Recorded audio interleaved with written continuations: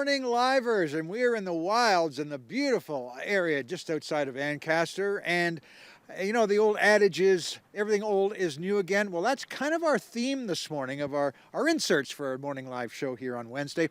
And we are at, right now, Summit Station Dairy. Some of you will have seen this go up in the last number of months. Others of you will see it for the first time. It's an awesome concept. It's not a new one, but it's coming back again. And we're going to talk about that today, talking about milk and all kinds of things that's going on out there. So come on in. Let's meet the owner first of all.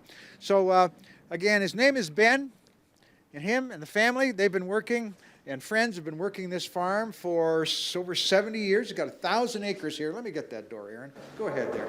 All right, so let's go over here. There's Ben over there. Okay. Hey, Ben. Hello, how are you doing? Good, good, good, good.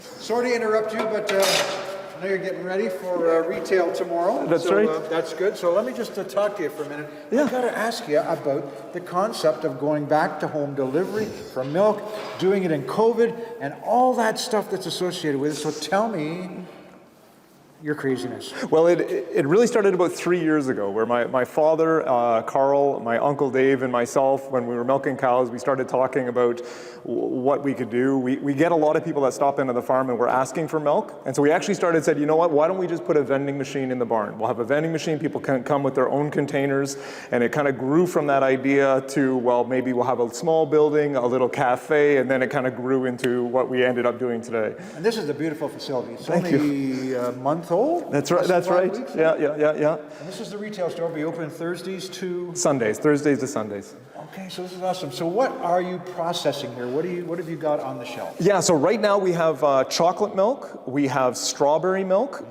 we have white milk, and they come in 3 different sizes. And the white milk, actually, we have a bag in a box as well, just like wine in a box. So for families that go through a lot, they 5 liters and 10 liters in a box.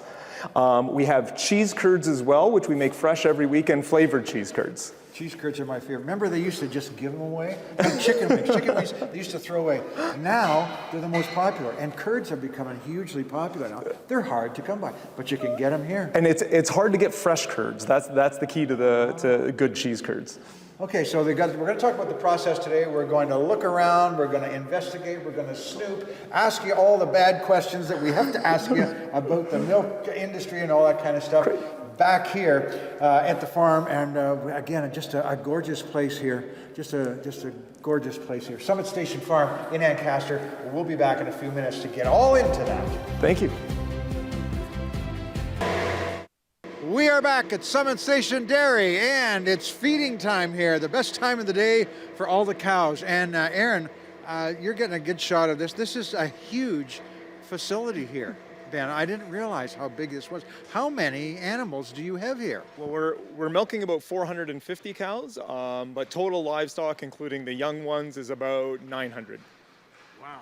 That is a lot, and that's got to be more than the average farm in Ontario. The average farm in Ontario is about 90 cows, so we're larger than the average farm in Ontario, but if you compare us to farms in the States, then we're still kind of small potatoes. So you're unlike almost any other dairy. You go right from start to finish. You don't have to buy milk from anybody. It's your own.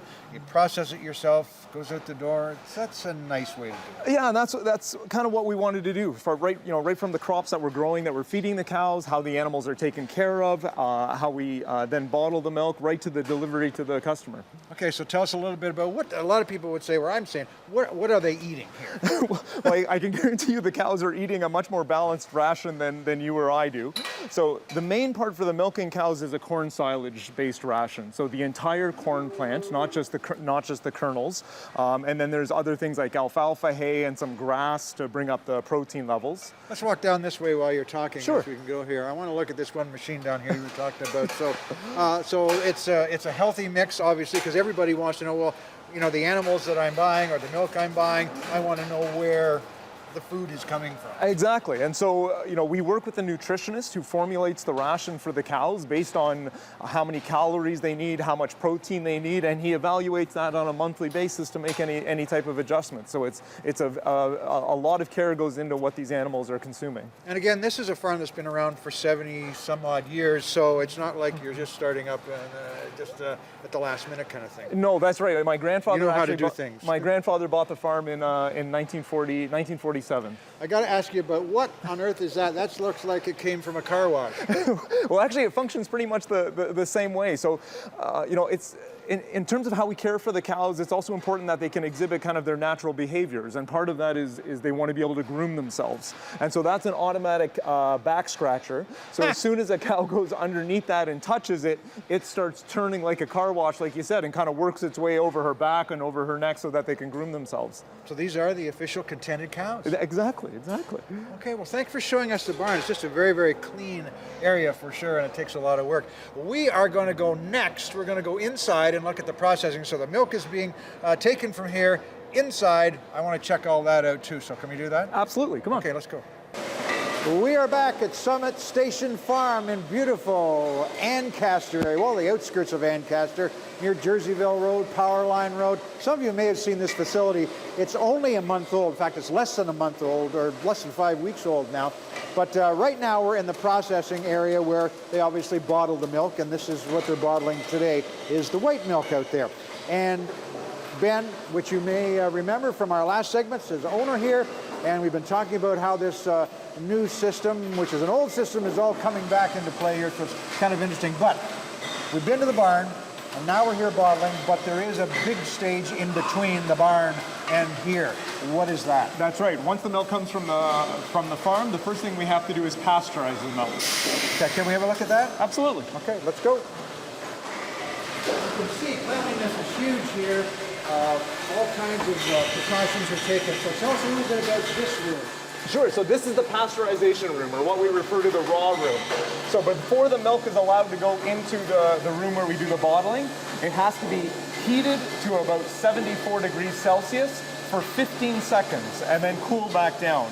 And the purpose of that is just to kill any natural occurring bacteria that might be in the milk before it goes on to be either bottling or made into cheese. Okay, now some people, like farmers, don't pasteurize. They drink the milk right from the cow. Why do we pasteurize? The biggest reason for pasteurization is kind of like a seatbelt, that there is a low risk to drinking unpasteurized milk. However, if you're drinking milk every single day, it multiplies because of how frequently you're doing it. The other big difference between farmers drinking the milk and the milk that you have for sale in the store is the shelf life. When I bring milk home from the farm for my family, we usually consume it within 24 to 48 hours, whereas the consumer and the public, they expect a longer shelf life than that. Okay, come on back in here, Aaron. It's not quite so noisy there. Let's go back over to the line. So tell me a bit about this process, because this is obviously state-of-the-art, up-to-date kind of facility here. Exactly. So this is our bottle filling machine. So once the milk has been pasteurized, this milk here is also homogenized, which means that the cream particles have been broken up so that the cream doesn't rise to the top. If you have unhomogenized milk, then what ends up happening is you get a cream line sitting on top, because all that nice milk fat will rise to the top. Okay, and then it goes here. Now, what kinds of things do you do more than white milk here, or what? Exactly. So today we're actually doing the white milk first, and then we're going to be making chocolate milk. We also do strawberry milk. Strawberry milk? The strawberry milk, it's made with real strawberry puree and no artificial colors or flavorings. Wow. And in a couple of weeks, we're going to be doing eggnog. Eggnog? Yeah, so we're really excited about that. I'll be up for that, because I do have something to put in eggnog.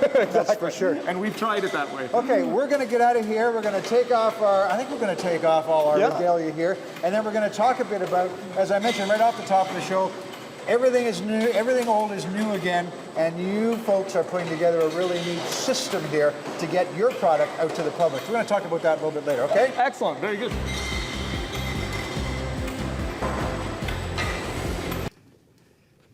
So Ben, where did the name Summit Station dairy come from? Well, actually, the farm is located on the old TH&B rail line. That's now the rail trail that goes through Hamilton and Dundas.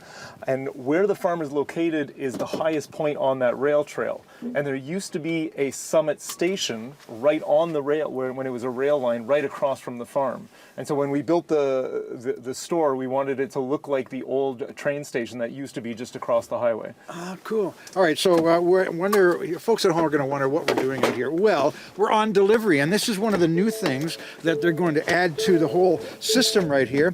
And Ben's going to give us an idea of how it's all going to work, and we'll give you an idea how you can get involved with this, because a lot of people must have said to you, we need delivery again. Well, Hamilton is such a great community. It's relatively dense population, and we thought, we're kind of uniquely situated that we can start doing home delivery of glass bottles again. And so right now we're delivering to Ancaster, Dundas, and we're just opening the West Hamilton. So what are we doing here then? So here, this is kind of how it works. So this is the order's been called in, I presume? That's right. They do it online. You make an account online, and you sign up for a year-long membership, and then you have a standing order. So this customer, you'd have whatever products that we make that you want to get delivered on a weekly basis. Yep. Some cheese curds for this person, and they wanted 2 white milk.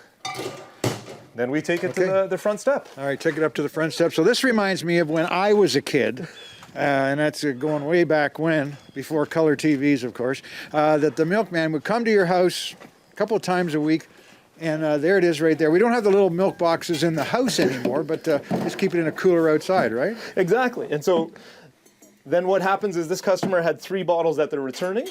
So we credit their account with the empties, deliver the fresh stuff. And they wash the bottles? That's right. They give them a rinse. We wash them when we get back to the bottling filling station, and there you go. All right, so, and that's it. Then they just get their milk, and away you go. Now, then people are going to say, okay, I want that again. I want fresh milk. I want fresh curds. I want the stuff that's basically gone from start to finish in one operation. How do people get involved? Do they call somewhere? Do they go online? How does it work? You know what, so we're going neighborhood by neighborhood, and because we need a certain number of customers in each area for those deliveries to work. But they can go onto our website at summitstationdairy.com, sign up, make an account with us, or if they're having any trouble, they can just call or email us from the website as well. Okay, good luck with this. It's going to be great. And if you see this truck in your area, you can sign up too.